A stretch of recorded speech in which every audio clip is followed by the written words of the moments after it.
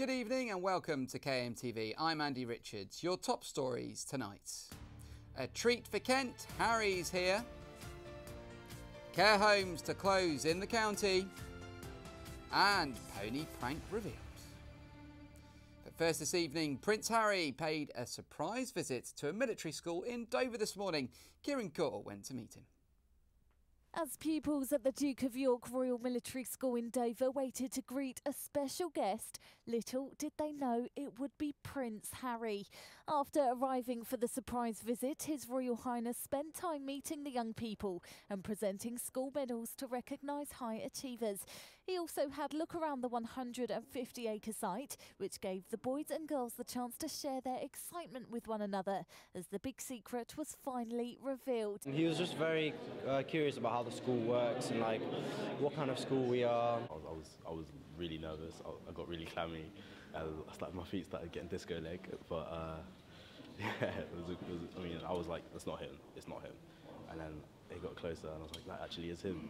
It's been such an amazing day. I can't even put into words. I mean, it's just an overwhelming experience.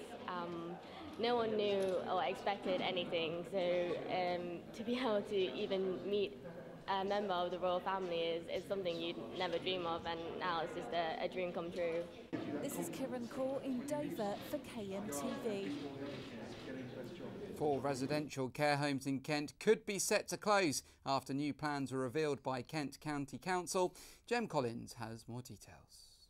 The Dorothy Lucy Centre, Kiln Court Care Home, Wayfarers Home and Blackburn Lodge, all residential care homes across Kent and all now earmarked for closure by Kent County Council. The Dorothy Lucy here in Maidstone is one of 4 residential care homes that KCC are proposing to close. They say there's now more of a demand for nursing homes and sheltered accommodation.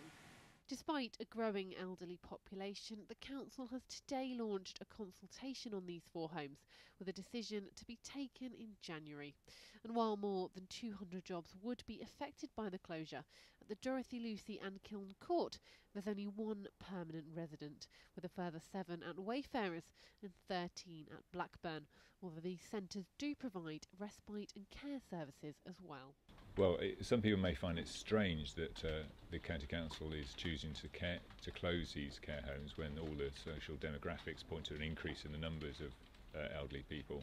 But what Kent County Council is saying is that we don't need these homes as they are now. We need them to be equipped as nursing homes or homes which will deal with people with dementia and other like-minded conditions. This is Jem Collins in Maidstone for KMTV. A police station in Canterbury was evacuated and locked down today as detectives investigated a suspicious vehicle parked nearby. Major roads in the city centre were sealed off, causing rush hour traffic to grind to a halt. It comes just days after Kent University's library was cleared after police received an anonymous call suggesting a bomb had been planted there. Witnesses reported chaotic scenes on the roads today, and the Canterbury Health Centre was reportedly closed. Police have not yet released details on why the vehicle was considered suspicious. A man has been rescued by emergency services after getting stuck in mud at the Strand in Gillingham for more than 2 hours. Adon Gregory has the details.